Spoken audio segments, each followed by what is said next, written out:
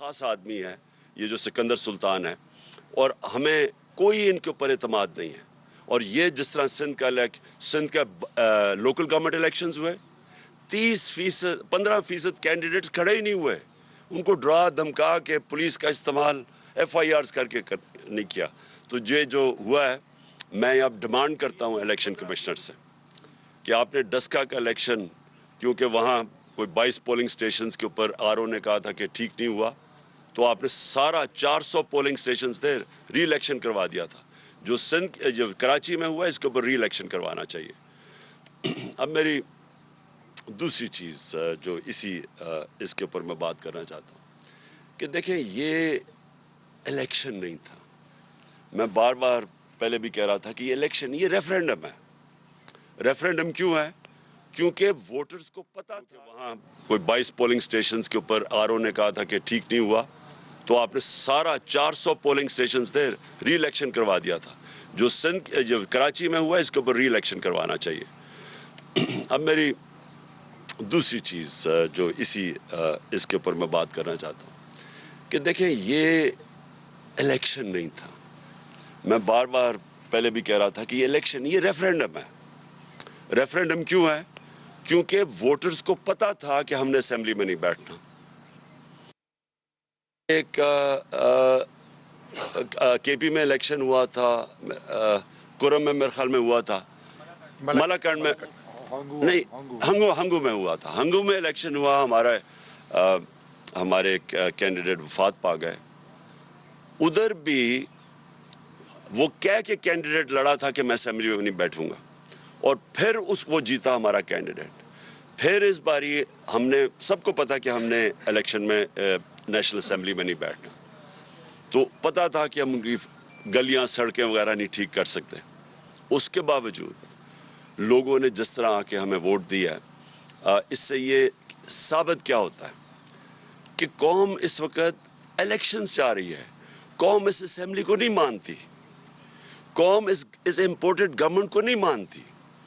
ये रेफरेंडम ये है कि पाकिस्तान, ये जो इम्पोर्टेड हुकूमत एक साजिश के तहत हमारे ऊपर मुसल्लत की गई, जो कि बाहर के डिक्टेशन के ऊपर चलती है, जो कि पाकिस्तान की खुददारी, हमारी खुद मुख्तारी, उसको कॉम्प्रोमाइज़ करके बैठी हुई है, जिसके लीडर्स 30 साल से चोरी कर रहे हैं, इनका पैसा मुल्क से बाहर पड़ा हुआ है, जिनके इंटरेस्ट ही पाकिस्तान में नहीं है, जो कि जब मौका मिलता है तो यहाँ से थोड़ा मसला आता है तो बाहर भाग जाते हैं, NRO लेके वापस आ जाते हैं। कौम ने इनको रिजेक्ट किया हुआ है, और ये बार बार सामने आ रहा है। हमारा जो पंजाब का बाई इलेक्शंस हुए 17 जुलाई को, उसमें भी ये रिजेक्ट हुए, और उसके अलावा भी जो कराची में बाई इलेक्शन और उसके बाद जो मलाकंड में हुआ, सब में रिजेक्ट हुआ ये। और जो कल वर्डिक्ट है, जो भी इस मुल्क में कूवते हैं, जो इस मुल्क का सोच रही हैं, ये लोग तो मुल्क का नहीं सोच रहे, क्योंकि इनके पास, इनका तो स्टेक, मैं रिपीट करता हूँ, जिन लोगों के अरबों डॉलर मुल्क से बाहर पड़े हों, उनको क्या फ़र्क पड़ेगा कि पाकिस्तान नीचे जा रहा है, रुपया नीचे जा रहा है, माइशत नीचे जा रही है, महंगाई बढ़ रही है। इनका तो इशू ही नहीं है। इशू तो पाकिस्तानियों का है, जो कि यहाँ जिनका जीना मरना है, और इशू उन इदारों का है जिनका स्टेक पाकिस्तान में है। तो वो क्या ये देख नहीं रही कि ये क्या हो रहा है मुल्क के साथ, कि ये एक लोग आते हैं, अरबों अरबों रुपए की इनकी चोरियां, इनकी करप्शन केसेस। मैं 3.5 साल कहता गया कि ये मेरे से एक ही चीज़ मांग रहे हैं, NRO, और मैं नहीं दूंगा इनको। मैं 3.5 साल कहता गया। पहले दिन असेंबली में इन्होंने जब तकरीर नहीं करने दी, मैंने कहा कि ये मुझे ब्लैकमेल कर रहे हैं NRO के लिए, और मुझे अफसोस से कहना पड़ता है कि इनके पहले जनरल मुशर्रफ ने इस मुल्क को सबसे ज़्यादा नुकसान पहुँचाया इनको NRO दे के। 10 साल में पाकिस्तान, या इनके जो 10 साल थे, 4 गुना ज़्यादा पाकिस्तान का कर्जा बढ़ा, मुल्क को बैंकक्रप्ट छोड़ के चले गए और बाहर भाग गए। और फिर जब मुल्क उठ रहा था, फिर इनको ऊपर मुसल्लत कर दिया गया, और फिर NRO दिलवाया इनको। और सारी कौम तमाशा देख रही है कि ये यहाँ सिर्फ छोटा चोर पकड़ा जाता है, ये बड़े बड़े डाकुओं के लिए कोई और कानून है, इनको कोई हमारा इंसाफ का निज़ाम नहीं पकड़ सकता। ये जब मुश्किल पड़ेगी बाहर भाग जाएंगे, اور ایسے باہر بیٹھے ہوئے ہیں بڑے بڑے محلات میں، جس طرح کہ ان کی پتہ نہیں کوئی باہر کوئی کون سی بزنسز تھی، سارا پیسہ چوری کر کے باہر لے کے گئے ہیں۔ تو قوم نے ریفرینڈم دے دیا ہے، قوم نے واضح بتا دیا ہے، ان لوگوں کو ریجیکٹ کر چکی ہے قوم۔ تو لہٰذا میں یہ آج سارے پاکستان کے اداروں کو کہنا چاہتا ہوں کہ جتنی دیر آپ کو بیٹھنے دیں گے، جتنی دیر یہ ہمارے اوپر مسلط رہیں گے، ہمارا ملک نیچے جا رہا ہے۔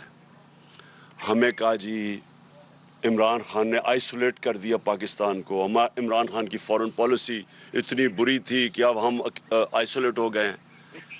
میں جب امریکہ گیا تھا، جس طرح ڈونلڈ ٹرمپ نے ہمارا استقبال کیا، جس طرح مجھے اس نے رسپیکٹ دی اور میری ڈیلیگیشن کی، سب سے پوچھ لیں، جنرل باجوہ گئے تھے تب، ان سے پوچھیں، کسی سے پوچھیں کہ کبھی کسی پاکستان کے پرائم منسٹر کو اس طرح کی عزت دی ہے۔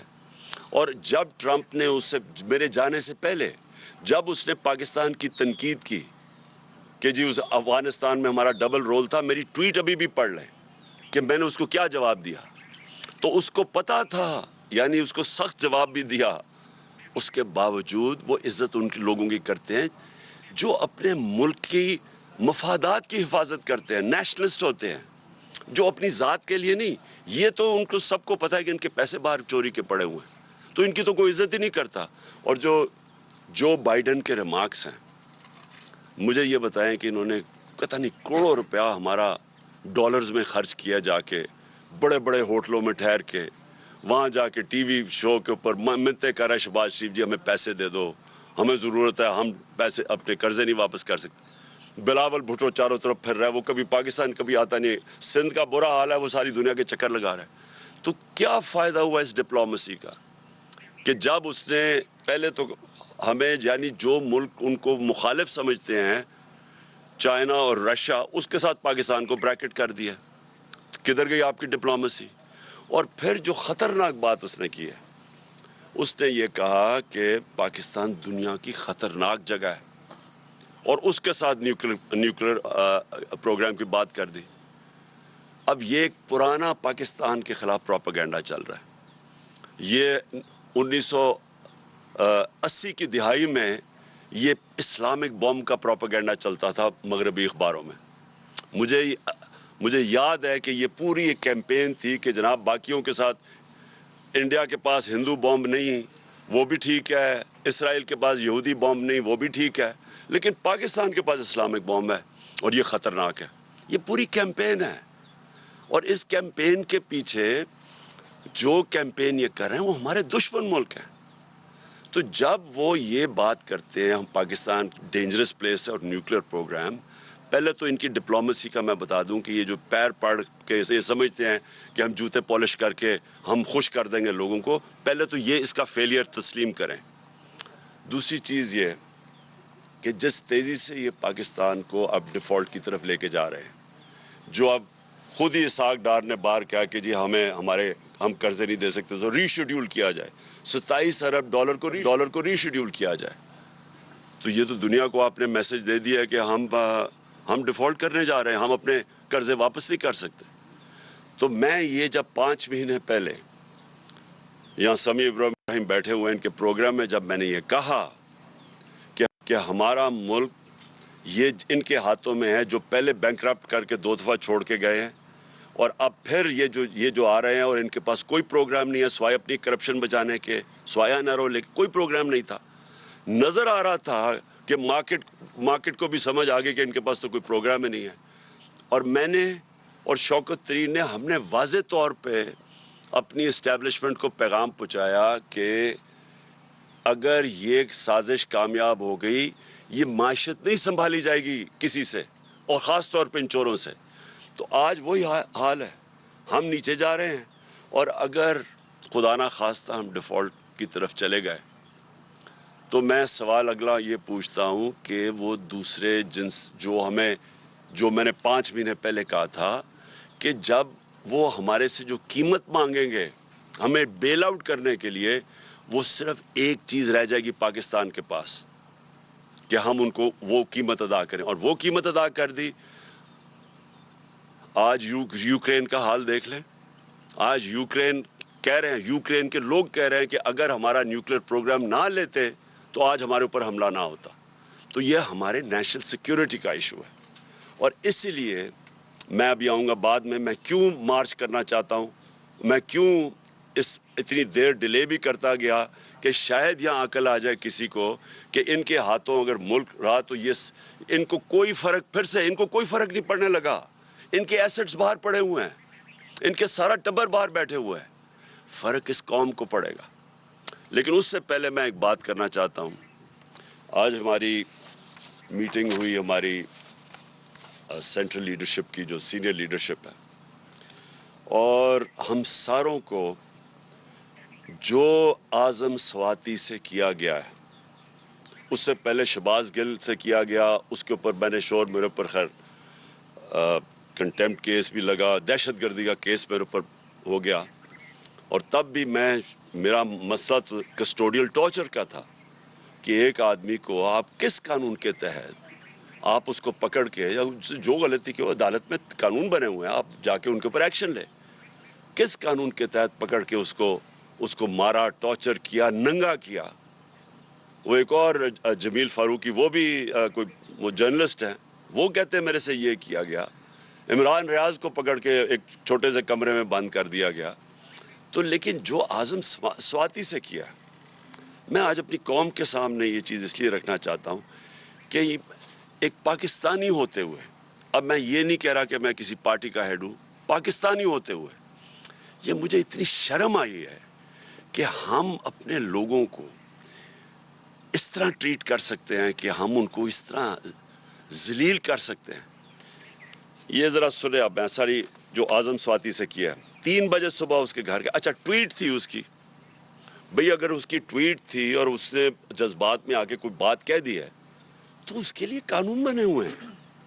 یہ کیا لکھا ہوا ہے کہ یہ ہونا چاہیے تھا کہ 3 بجے اس کے گھر اس کے لوگ آئے, یہ ایف آئی اے کے, اس کے بچوں کے, اس کے پوتے اور پوتی کے سامنے, 4 سال کی اور 8 سال کی, ان کے سامنے اس کو مارنا شروع کیا. ایک 75 سال کے آدمی کو اس کو مارا, نوکروں کے سامنے, گھر میں چیزیں توڑی.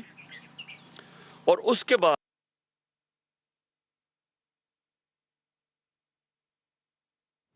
Chairman P T I Imran Khan جو کہ اس وقت نیوز کانفرنس کر رہے ہیں. عمران خان نے آج نیوز کانفرنس کرتے ہوئے کہا کہ قوم الیکشن چاہ رہی ہے, قوم اس امپورٹڈ حکومت کو نہیں مانتی. عمران خان نے یہ بھی کہا کہ سندھ کا الیکشن کمشنر غیر جانبدار نہیں ہے. انہوں نے یہ بھی مطالبہ کیا ہے کہ NA 237 میں دوبارہ انتخابات کروائے جائیں. دوبارہ انتخابات کا انہوں نے مطالبہ بھی کیا. عمران خان نے کہا کہ یہ الیکشن نہیں بلکہ ریفرنڈم تھا, اور عوام جانتی تھی کہ ہم نے اسمبلیوں میں نہیں جانا, لیکن پھر بھی لوگوں نے ہمیں ووٹ دیا. عمران خان نے یہ بھی کہا کہ اداروں سے کہتا ہوں جب تک یہ لوگ مسلط رہیں گے تب تک ملک نیچے جاتا رہے گا اور پاکستان کے ڈیفالٹ ہونے کا خطرہ بھی موجود ہے. عمران خان نے اب سے کچھ دیر پہلے ایک اجلاس کی صدارت بھی کی ہے اور اس کے بعد کچھ اہم فیصلے بھی کیے ہیں. اس وقت عمران خان کی نیوز کانفرنس جو ہے وہ اس وقت جاری ہے. انہوں نے کہا کہ یہ الیکشن نہیں بلکہ ریفرنڈم تھا. عمران خان کی جانب سے یہ نیوز کانفرنس جو ہے وہ اس وقت جاری ہے, جس میں انہوں نے کہا کہ لوگوں کو پتہ تھا اپنے اسمبلی میں نہیں جانا, لیکن پھر بھی لوگوں نے ہمیں ووٹ دیا ہے. اس کے ساتھ ساتھ انہوں نے کہا کہ قوم اب الیکشن چاہ رہی ہے, قوم اس امپورٹڈ حکومت کو نہیں مانتی. عمران خان نے NA 237 میں دوبارہ انتخابات کروانے کا مطالبہ کر دیا اور کہا کہ سندھ کا الیکشن دھاندلی کی وجہ سے ہم ہارے ہیں. 7 میں سے 6 نشستیں عمران خان نے اس میں کامیابی حاصل کی تھی, اور جس 7ویں نشست میں ان کو ناکامی ہوئی NA 237 کراچی, لیکن اب انہوں نے وہاں پر بھی دوبارہ انتخابات کروانے کا مطالبہ کیا ہے. ساتھ میں دھاندلی کا الزام بھی عائد کر دیا. انہوں نے کہا کہ سندھ کا الیکشن ہم دھاندلی کی وجہ سے ہارے ہیں. Chairman P T I Imran Khan کی نیوز کانفرنس اس وقت جاری ہے اور انہوں نے کہا کہ اداروں سے کہتا ہوں جب تک یہ لوگ مسلط رہیں گے تب تک ملک نیچے جاتا رہے گا. عمران خان نے جو آج کے اہم فیصلے کیے ہیں اجلاس کی صدارت کرتے ہوئے اس حوالے سے میڈیا کو بریف بھی کر رہے ہیں. انہوں نے کہا کہ الیکشن نہیں ریفرنڈم تھا, لوگوں کو پتہ تھا کہ ہم نے اسمبلی میں نہیں بیٹھنا پھر بھی لوگوں نے ہمیں ووٹ دیا۔ عمران خان کا NA 237 کراچی میں دوبارہ الیکشن کرانے کا مطالبہ۔ انہوں نے کہا کہ سندھ کا الیکشن کمشنر غیر جانبدار نہیں ہے۔ اپنی گفتگو میں عمران خان نے کہا کہ جنرل مشرف نے انہیں NRO دے کر ملک کو سب سے زیادہ نقصان پہنچایا۔ ہم پنجاب اور پختونخوا کی اسمبلی کے اسپیشل سیشن کال کریں گے اس ایشو کے اوپر۔ دوسرا، ہمارے سینیٹرز سپریم کورٹ میں پٹیشن فائل کریں گے۔ تیسرا، ہم انٹرنیشنل آرگنائزیشنز کو اپروچ کریں گے اب، جس کے اندر نمبر 1 ہیومن رائٹ کمیٹی جو جنیوا میں آن ٹارچر ہے، اس کی ICCPR جو ان کی ہے اس کے مطابق اس کے اوپر ہم ان کے اوپر پورا لکھیں گے کہ اس سے کیا ہوا ہے۔ یونائٹڈ نیشنز کا جو اسپیشل ریپورٹر ہے ٹارچر کے اوپر، اس کے پاس ہم بھیج رہے ہیں یہ۔ یورپین یونین کے ہیومن رائٹس کا جو اسپیشل ریپرزینٹیٹیو ہے ان کے پاس ہم یہ بھیج رہے ہیں ساری ڈیٹیلز۔ اور انٹرنیشنل پارلیمنٹری یونین بھی ہے پارلیمنٹیرینز کی، ان کے پاس بھی ہم یہ سارا بھیج رہے ہیں۔ اور مجھے بڑے افسوس سے کہنا پڑتا ہے کہ جو سینٹ کا چیئرمین ہے، مجھے افسوس سے کہنا پڑتا ہے کہ اس نے پروڈکشن آرڈر نہیں کیے۔ کس کے ڈر سے؟ کیا سینٹ کے چیئرمین کی یہ ذمہ داری نہیں تھی کہ اعظم سواتی کے پروڈکشن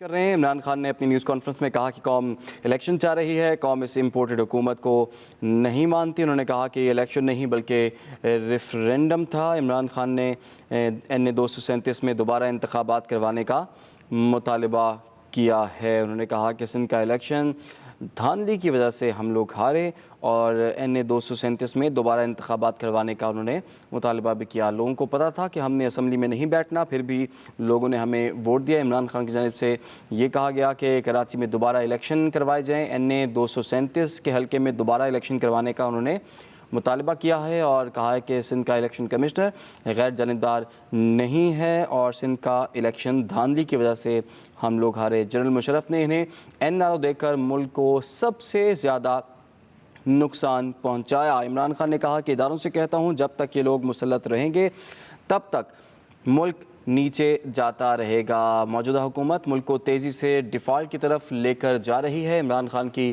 نیوز کانفرنس جس میں انہوں نے کہا کہ امریکی صدر کا بیان دیکھ لیں، کیا فائدہ ایسی سفارت کاری کا۔ آج کے جو فیصلے ہوئے ہیں اس حوالے سے میڈیا کو وہ آگاہ بھی کر رہے ہیں۔ اعظم سواتی پر جیسے تشدد کیا گیا، بطور پاکستانی بہت شرم آئی، عمران خان کی جانب سے یہ کہا گیا ہے۔ ساتھ ہی جو کل ضمنی الیکشنز ہوئے ہیں اس پر بھی عمران خان نے خاص طور پر بات کی ہے، اور کہا ہے کہ اس سے یہ بات ثابت ہوتی ہے کہ قوم الیکشن چاہ رہی ہے اور قوم اس امپورٹڈ حکومت کو نہیں مانتی۔ انہوں نے کہا کہ یہ الیکشن نہیں بلکہ ریفرینڈم تھا۔ ایک مرتبہ پھر سے انہوں نے مطالبہ کیا ہے کہ ملک کے حالات تب تک ٹھیک نہیں ہو سکتے جب تک۔ آخر میں لانگ مارچ کے اوپر آتا ہوں۔ دیکھیں، میں نے پوری انتظار، یعنی 25 مئی کے بعد 25 مئی میں ہم نے کوشش کی کہ پرامن ایک پریشر ڈالے جائیں، جو کہ گورنمنٹ کا، جو اپوزیشن پولیٹیکل پارٹیز کا کام ہے، کہ ہم آئین کے اندر رہتے ہوئے ایک پریشر ڈالیں کہ ایک ایسا سیٹ اپ لے آئے ہیں جو کہ ساری نظر آ رہا تھا کہ پبلک اس کو ایکسیپٹ ہی نہیں کر رہی۔ کبھی پاکستان میں خود اس طرح پبلک نکلی نہیں، کبھی ایسے نہیں ہوا۔ تو جب پبلک نہیں ایکسیپٹ کر رہی، اور انہوں نے وہاں سندھ ہاؤس میں منڈی لگی ہوئی ہے کہ آپ نے قیمتیں لگا کے لوگوں کے ضمیر خرید کے لوٹے بنا کے تو آپ نے اسمبلی کرائی ہے، اور پھر واضح اب تو سب کو پتہ چل گیا نا سائفر کا، کیونکہ میں ان کا شکریہ ادا کرنا چاہتا ہوں ان کا یہ جو آڈیو لیکس میں، کہ اب ساروں کو پتہ چل گیا۔ پہلے تو کہتے تھے سائفر ہے ہی نہیں، اب سب کو پتہ چل گیا کہ سائفر ہے۔ تو یہ بیرونی پریشر، بیرونی انہوں نے دھمکی ملی تھی کہ جناب عمران خان کو ہٹاؤ اور شہباز شریف کو لے آؤ، کیونکہ عمران خان کو ہٹانے میں تو شہباز شریف نہیں آنا تھا۔ تو یہ تو سارا واضح ہو گیا کہ پبلک نے یہ نہیں ایکسیپٹ کیا، اور پبلک کو خاص پھر اوپر سے معیشت نیچے لے گئے، مہنگائی اسپانوں پہ چلی گئی۔ مہنگائی کم کرنے آئے تھے 50 साल में सबसे ज़्यादा महंगाई है आज पाकिस्तान में। तो इंडस्ट्री बंद हो रही है, एक्सपोर्ट्स नीचे जा रही हैं, रेमिटेंसेस नीचे जा रही हैं, और सिर्फ एक ही अब सोल्यूशन है कि इस तरह इनको कोई कर्जे दे दे या कर्जे माफ़ करवा दे। देखें, इस मुल्क की ज़रूरत सिर्फ एक इस वक्त है, साफ और शफाफ इलेक्शन। ये मुल्क जिस तरफ ये लेके जा रहे हैं तेज़ी से नीचे, ये सिर्फ अब एक तरह ही निकल सकता है, साफ और शफाफ इलेक्शन जो पॉलिटिकल स्टेबिलिटी लेके आए। जब तक सियासी इस्तेकामात नहीं होगी, इस्तेकाम नहीं आएगा सियासी तौर पे, माशत नहीं ठीक होने लगी, क्योंकि माशत तो नीचे जा रही है। वो दार को लेके आए हैं जो कि खुद एक बहुत बड़ा मुजरिम है, जिसने स्टेटमेंट दी हुई है मनी लॉन्ड्रिंग की, कि मैम जो 2000 के अंदर इसने मैजिस्ट्रेट के सामने स्टेटमेंट दिया, वो जो हुदैबा पेपर मिल का केस था, कि मैं शरीफ ख़ानदान के लिए मनी लॉन्ड्रिंग करता था। फिल्म बनी हुई है इसके ऊपर BBC की, कि कैसे वो काजी फैमिली लंदन में बैठी थी, यहाँ से पैसे भिजवाता था, फिर उनको लॉन्डर करके पाकिस्तान लेके आता था। ये मुल्क को नहीं संभाल सकता है, इनके पास अब कोई रास्ता नहीं है। सिर्फ मसला अब ये है कि डरे हुए हैं इलेक्शन से अपने, क्योंकि इलेक्शन से डरे हुए हैं। रिजल्ट आपके सामने है, सारों ने मिल के भी इलेक्शन लड़ गया, उसके बावजूद ये नहीं जीत सकते। तो क्योंकि इलेक्शन से डरे हुए हैं, ये मुल्क को तबाही की तरफ धकेलते जाएंगे, इलेक्शन नहीं करवाएंगे। इसलिए इस वक्त मैं इनको आज फिर वक्त दे रहा हूँ, ये मेरी मार्च अक्टूबर से आगे नहीं जाने लगी।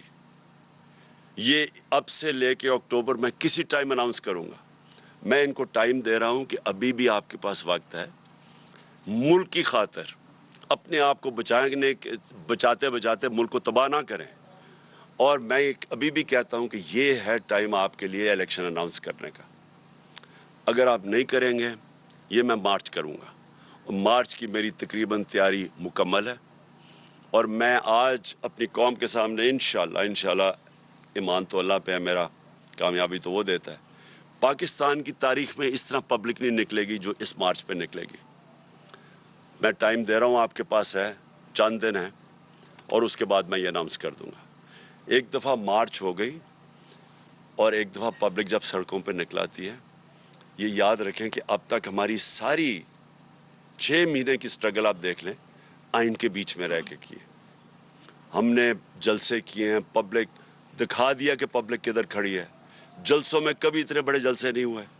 हमने ये भी दिखा दिया कि जब इलेक्शन आया 17 जुलाई का, तब भी कि पब्लिक किधर खड़ी है। अब फिर इलेक्शन में, बाई इलेक्शन जो भी बीच में, सबको पता पब्लिक किधर खड़ी है। और ये मार्च में पता चल जाएगा कि पब्लिक किधर खड़ी है। एक चीज़ आखिरी में मेरी बात, कि देखें श्रीलंका में क्या हुआ। श्रीलंका में पब्लिक जब खुद आ जाती है सड़कों के ऊपर, और वो सिर्फ 2.5 करोड़ लोगों का मुल्क है, यहाँ है 22 करोड़ लोगों का मुल्क, और यहाँ एक दफ़ा पब्लिक सड़कों पे आ गई, यहाँ कोई किसी के पास तरीका नहीं है कि उसके बाद केओस को कौन रोकेगा। और अभी तक सड़कों पे क्यों नहीं आई? जो इन्होंने ख़ास तौर पे ये जो 5 महीने में इन्होंने जो महंगाई की है 50 साल में सबसे ज़्यादा, जो बिजली के बिल, सारी चीज़ें जो महंगी हुई हैं और इंडस्ट्री बंद हो रही, इसलिए सड़कों पे नहीं आई, क्योंकि एक पॉलिटिकल पार्टी उनको मुनज़्ज़म तरीके से एहतजाज में लेके जाती है और वापस ले आती है। लेकिन एक दफ़ा जब हम मार्च अनाउंस कर देंगे और इस वक्त पब्लिक सड़कों पे ऊपर आ जाएगी, तो ये फिर ये याद रखना कि वो और जिस तरह की पब्लिक निकलेगी, वो फिर उसका कोई गारंटी नहीं कर सकता कि जब इतनी पब्लिक और जितनी तादाद में इंशाल्लाह पब्लिक निकलेगी तो उसका फिर क्या नतीजा आएगा। तो मैं इसलिए आखिर में मैं जो हर कोई जो पाकिस्तान में इसके ऊपर कुछ कर सकता है, मैं उन सारों को और इन पॉलिटिकल पार्टीज़ को भी कहना चाहता हूँ कि देखें, आपके पास टाइम अब ज़्यादा नहीं है।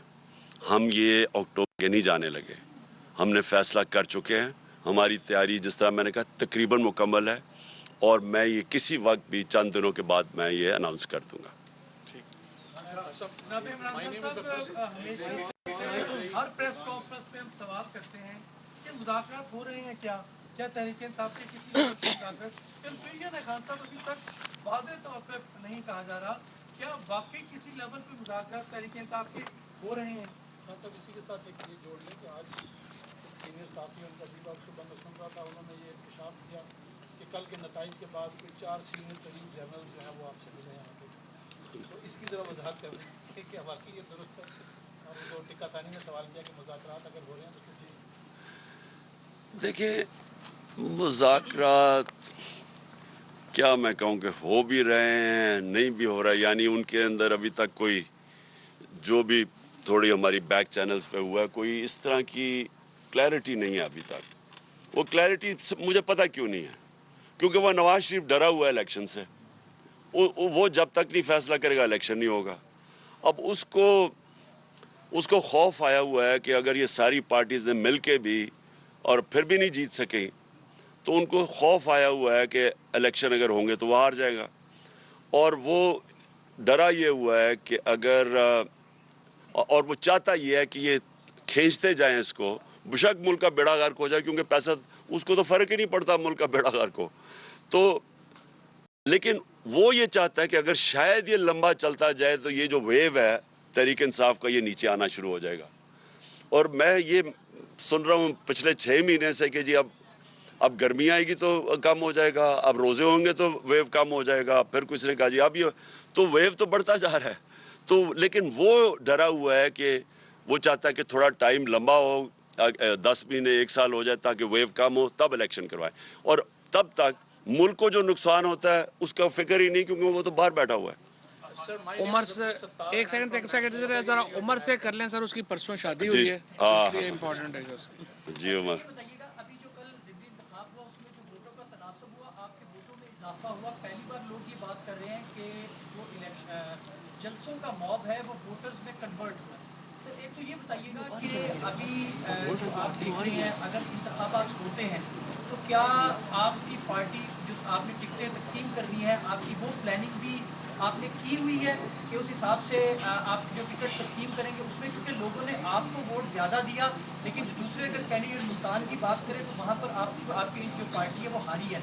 तो क्या आपको लगता है कि उसमें जो मौरूसी सियासत का एक अंसर था वो आपकी PTI के लोगों ने उसको कबूल नहीं किया? एक तो सर ये बता दें, और साथ सर एक साथ ये छोटा सा क्वेश्चन ये भी है कि जो आपका 25 का जो लॉन्ग मार्च था उसमें और जो आप अनाउंस करेंगे उसमें सर फ़र्क क्या होगा? देखिए पाकिस्तान बदल गया, और ये जो वो नवाज शरीफ और ये जरदारी 90 की सियासत कर रहे हैं, उनको पता नहीं है कि मुल्क चेंज हो गया। और मुल्क बड़ी तेज़ी से चेंज हुआ है, जिसके अंदर सोशल मीडिया का बहुत बड़ा रोल है, क्योंकि जो सियासी शऊर अब आया है वो कभी पहले था ही नहीं। ऊपर से सोशल मीडिया एक नई किस्म की डेमोक्रेसी है कि जिसके पास फ़ोन है उसकी आवाज़ है, ये कभी पहले था ही नहीं। तो जो पुराने ज़माने में रह रहे हैं ना, ये जो नवाज़ और जरदारी, इनका टाइम ख़त्म हो गया। मैं ये आपको बता रहा हूँ कि ये अब जो भी कर रहे हैं ये नहीं जीत सकते, इन्होंने अब हारना है। जहाँ तक आपने कहा ना कि 25 और अब में क्या फ़र्क है, फ़र्क ये है कि 25 में हमने एक पुरअमन एहतजाज की कॉल दी, और हमें कोई अंदाज़ा नहीं था कि इस तरह की शेलिंग होगी। लोगों को उठाया 2 दिन पहले, घरों में घुस के जो इन्होंने तशद्दुद किया घरों के ऊपर, औरतें थी वहाँ, यानी मैंने तो कभी पाकिस्तान में ऐसा नहीं देखा। इस बारी जो हमारी तैयारी है वो, ये जो भी करेंगे ये फेल हो जाएंगे, क्योंकि वो तैयारी अब ऐसी है कि हमने पूरा, मुझे पता है कि राना सनाउल्लाह जैसे मुजरिम का ज़हन तो किसी बेवकूफ़ को भी पता है कि वो उसमें अकल तो है ही कोई नहीं। वो डंडा मारो जी, ये मारो, और मैंने जो ड्रोन कर दिया तो वो ऊपर से ये कर देंगे। उस बेवकूफ़ को ये नहीं पता कि उसको मौका ही नहीं मिल रहा है ये चीज़ें करने का जो मैं कर रहा हूँ अब। माइक ले लें सर, माइक में क्वेश्चन सर, माइक ले लें, माइक सतार साहब कर लें। जी बोलो। खान साहब ये फरमाइएगा कि आपका जो एहतजाज है और आपके एहतजाज और गवर्नमेंट जो है वो मुज़ाकरात नहीं करती, तो आप भी मार्च करते हैं, तो इस तनाव की वजह से कहीं ऐसा तो नहीं कि जमहूरियत की जो है बिसात वो लिपटने के चांसेस हैं? और दूसरा ये कि जो सरकारी अफसरान अलाकार बन के जर्नलिस्टों को, पॉलिटिशियंस को वो स्क्रू कर रहे हैं, क्या उनकी वो लिस्ट आप बना रहे हैं कि नहीं? Thank you. देखिए मैं आपको एक बात बताऊं कि जो इस दौर के अंदर, ये 6 महीने के अंदर जिस तरह की फैशिज्म हुई है, जिस तरह का जुल्म किया गया है, जिस तरह की सख्ती की गई है, यानी जिस तरह की जमहूरियत का कत्ल हुआ है, मैं आपको यकीन, हालांकि मुशर्रफ के दौर मैंने कोई दिन जेल में गुजारे थे, لیکن میں آپ کو یقین دلاؤں کہ مشرف, کیونکہ میں تو اپوزیشن میں تھا, مشرف کا دور لبرل تھا اس مقابلے میں جو اب ہو رہا ہے. میں نے کبھی اس طرح کی اس ملک کے اندر سختی, یعنی یہ جو میں اعظم سواتی کی میں بات کر رہا ہوں, شہباز گل کی, یعنی اس طرح میں نے تو کبھی اس ملک میں ایسی چیزیں نہیں ہوتے دیکھی. The recent victory of PTI has prompted many analysts that it might win, two-third majority in the upcoming elections if they are held. But your political opponents have created an impression, especially in smaller provinces, that if Imran Khan is voted into power again, he might scrap 18th Amendment and might introduce presidential system. So there are many nationalists, especially in Balochistan and Sindh, the province from where I belong to, who are very apprehensive about this. And then PTI recently made it very clear that it wants all the institution to be in their constitutional domains. This is what PPP used to claim in the past, Noon League used to claim in the past. Don't you think that this could be a starting point of dialogues between PTI and the government, that at least they should agree that this is something that should be done? دیکھیں میں آپ کو بتاؤں ہمارا problem کیا ہے opposition کے ساتھ. جو اپوزیشن ہے نا, یہ ڈیموکریٹس نہیں ہیں, یہ کرمنلز ہیں, یہ مجرم ہیں. کون ہے جو کہ این آر او لیتا ہے؟ مجھے بتائیں آج تک کسی ڈیموکریٹ کو تصور کر سکتا ہے کہ میں اسمبلی میں جاؤں, میرے پر اربوں روپے کے کرپشن کے کیس ہیں, میں قانون پاس کے اپنے سارے کیس معاف کروا لوں؟ یہ کبھی کسی دنیا کی ڈیموکریسی میں کوئی تصور بھی نہیں کر سکتا, کیونکہ آپ پبلک ریپرزینٹیٹیو ہوتے ہیں. پبلک ریپرزینٹیٹیو کا مطلب کہ آپ پبلک کے مفادات کی حفاظت کرنے آتے ہیں. آپ پبلک کا پیسہ چوری کر کے قانون پاس کر کے معاف نہیں کروا سکتے کسی جمہوریت میں. تو میں پہلے دن سے, یہ گواہ ہیں میرے کولیگز, میں ان کو کہتا رہا کہ ان کو ڈیموکریٹ نہ سمجھو, یہ مجرم ہیں. یہ میں 30 سال سے ان کو جانتا ہوں کہ انہوں نے کس طرح دونوں ہاتھوں سے ملک کو لوٹا ہے, اور ان سے ڈائلاگ آپ جتنا بھی کریں گے وہ آ کے پھنس جائے گا کہ جی ہمیں این آر او دے دو. اور میں جب کہتا تھا, یہ سارے کہتے تھے جی کون مانگ رہا ہے این آر او. اب آتے ساتھی پہلا ہی کام کیا کہ اپنے آپ کو این آر او دے دیے. تو ان سے ڈائلاگ کرنا بڑا مشکل ہے. ڈائلاگ آپ ان سے کرتے ہیں, مثلاً بلوچ نیشنلسٹ ہیں, سندھی نیشنلسٹ ہیں, آپ ان سب سے ڈائلاگ کرتے ہیں, کیونکہ پولیٹکس کے اندر ڈائلاگ کر کے آپ کنسنسس ڈیولپ کرتے ہیں. لیکن جو چور ہیں ان سے آپ کیسے ڈائلاگ کریں گے؟ وہ کہے گا میری چوری معاف کر دو. آپ اس کی چوری معاف کرتے ہیں, آپ ملک کو تباہ کر دیتے ہیں. ملک کے اندر میں اپنے نبی صلی اللہ علیہ وسلم کی اس لیے مثال دیتا ہوں کہ وہ سب سے عظیم لیڈر تھے. ان کو نے فتح مکہ کے بعد سب کو معاف کر دیا, یعنی جنہوں نے ظلم کیا, تشدد کیا, سب کچھ کیا, ان کو معاف کر دیا. لیکن جب انہوں نے کہا ایک قریش کی لڑکی نے چوری کیا, معاف کر دو, انہوں نے کہا میری بیٹی بھی چوری کرے گا تو میں نہیں معاف کروں گا. چوری کو جب آپ معاف کرتے ہیں, معاشرہ تباہ کر دیتے ہیں. آپ کو چوری, اس کا مطلب کہ چوری بری چیز ہی نہیں ہے. تو چوری بری چیز نہیں ہے تو آپ تیسری دنیا بن جاتے ہیں. ساری ڈیولپنگ ورلڈ کے اندر اسی طرح کے لوگ بیٹھے ہوئے ملک کو چوری کر کے پیسہ باہر لے کے جا رہے ہیں, اس لیے وہ ملک غریب ہے. جی ایک منٹ, وہ Shiraz Ahmed Shirazi, new T V سے سوال ہے میرا. Sir Shiraz Ahmed Shirazi, new T V سے سوال میرا یہ کہ کل کے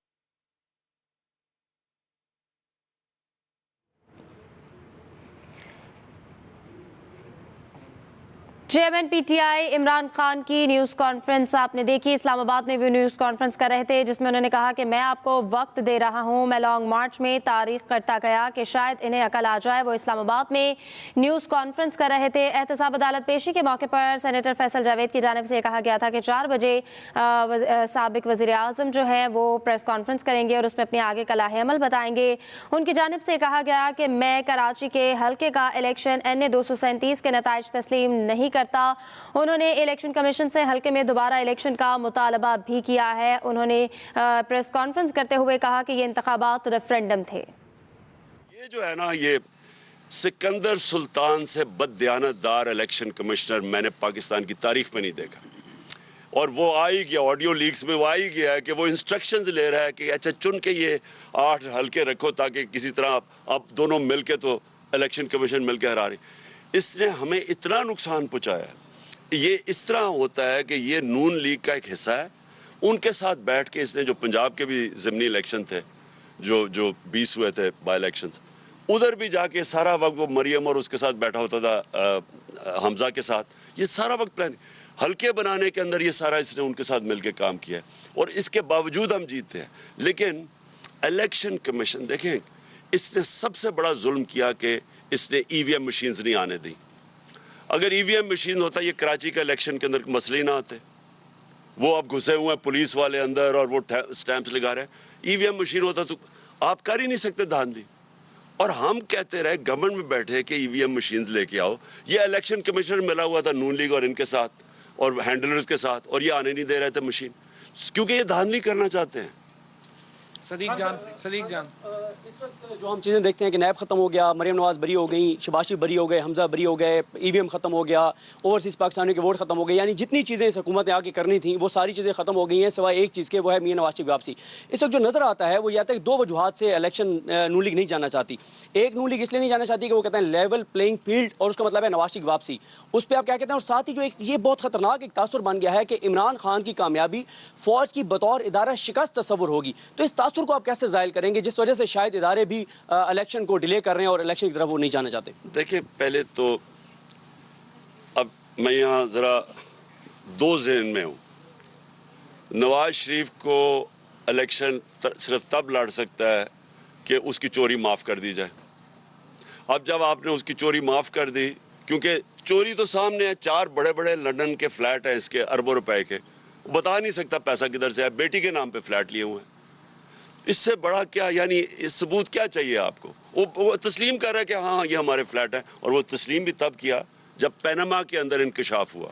उससे पहले नहीं मानते थे, उससे पहले तो कहते थे लंदन तो छोड़ो, पाकिस्तान में भी कोई प्रॉपर्टी नहीं है। तो जब पकड़े गए उसके बाद उन्होंने तस्लीम किया। अभी तक नहीं बता सके कि वो पैसा किधर से आया।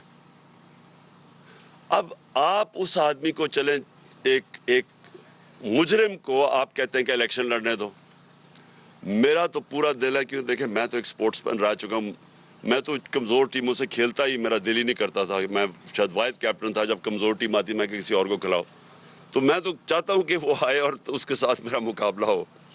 लेकिन साथ साथ ये सोच लें कि फिर हमने मुजरिमों को, यानी जुर्म में कोई बुरी चीज़ ही नहीं है, कोई भी आके इलेक्शन लड़ ले। वैसे जो NRO मिल गया, अब मुझे लगता है वो वैसे बरी हो जाएगा, तो चलो अच्छा आए मुकाबला करे।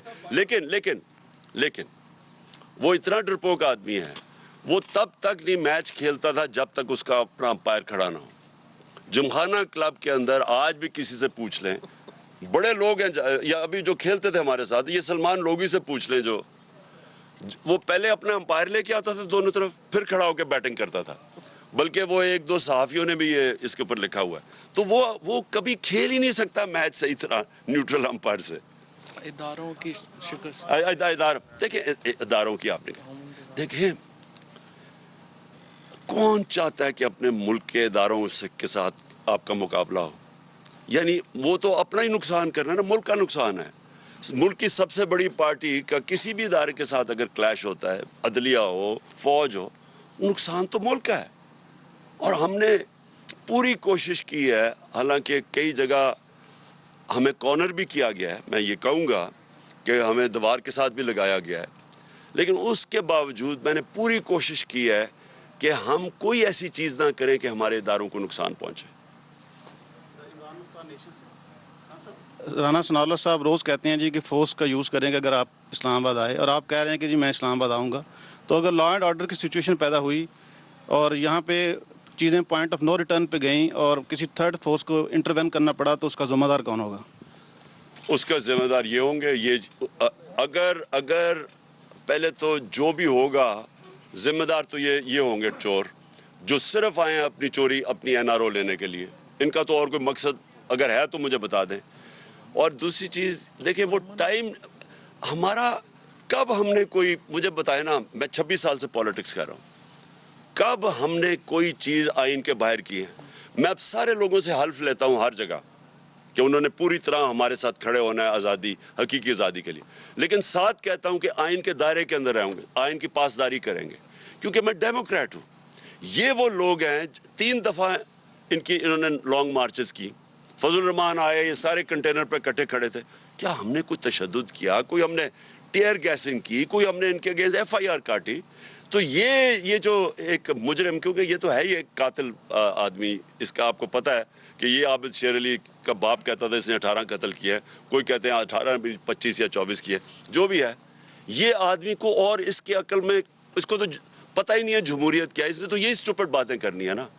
لیکن ہمارا سارا ٹریک ریکارڈ یہ ہے کہ ہم نے پرامن احتجاج کیے ہیں اپنے آئین کے دائرے میں رہ کے, جو کہ ہمارا حق ہے. میرا آئین مجھے اجازت دیتا ہے پرامن احتجاج کرنے کا, یہ پرامن احتجاج ہوگا. ہم تو کوئی لڑائی کرنے نہیں آئے, نہ کبھی پہلے کیے. خان صاحب, عاطف بٹ فرام GNN سے. خان صاحب, گزشتہ روز آپ 6 ضمنی انتخابات میں جیتے ہیں. نمبر 1 کون سی نشست رکھیں گے؟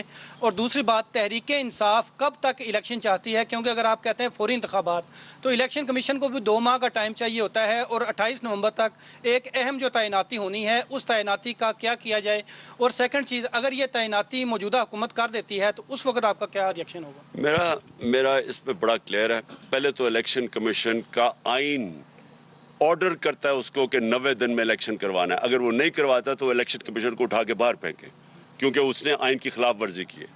جہاں تک آرمی چیف کی اپوائنٹمنٹ ہے, کسی صورت نواز شریف جیسے مجرم جس کا سٹیٹ پاکستان میں نہیں ہے, جو ملک سے باہر سارے اس کے ایسٹس ہیں پڑے ہوئے ہیں, جو یہاں سے منی لانڈرنگ کر کے پیسے باہر لے کے گیا ہے, جو جب باہر بیٹھا ہوتا ہے تو سارا جس نے پاکستانی فوج کے خلاف جس طرح کی اس نے سٹیٹمنٹس دی ہوئی ہیں, جو اس کا سارا, تو اس طرح کے آدمی کو آرمی چیف جیسی اتنی اہم اپوائنٹمنٹ ہے پاکستان کی نیشنل سیکیورٹی کے حساب سے, نہ اس کو اپوائنٹ کرنا چاہیے.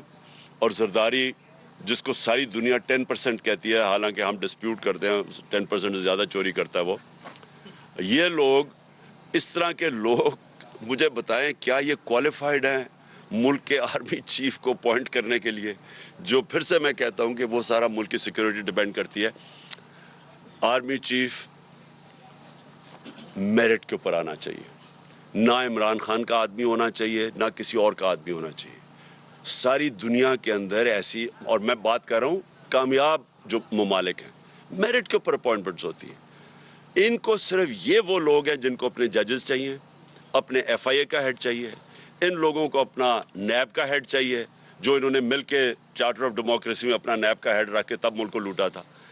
ان لوگوں کو چاہیے جن کو کوئی اس ملک کے قانون توڑنے ہوتے ہیں, یا ان کو پیسہ چوری کرنا ہوتا ہے, یا چوری کر کے پیسہ بچانا ہوتا ہے. ان لوگوں کو, اداروں کو کنٹرول کرنے کے لیے اپنے لوگ چاہیے ہوتے ہیں. مجھے بتائیں, میں نے 3.5 سال میں مجھے ایک بتائیں کہ جو میں نے میرٹ کے بغیر کوئی بھرتی کی ہو. مجھے کیا فرق پڑتا ہے کون آرمی چیف ہے جب تک وہ میرٹ میں ہے؟ مجھے کیا فرق پڑتا ہے؟ ہم چاہتے ہیں پاکستان کی بیسٹ جوڈیشری اور کوالٹی کے ہمارے ججز ہو, کیونکہ پاکستان کی گورننس اوپر جائے گی.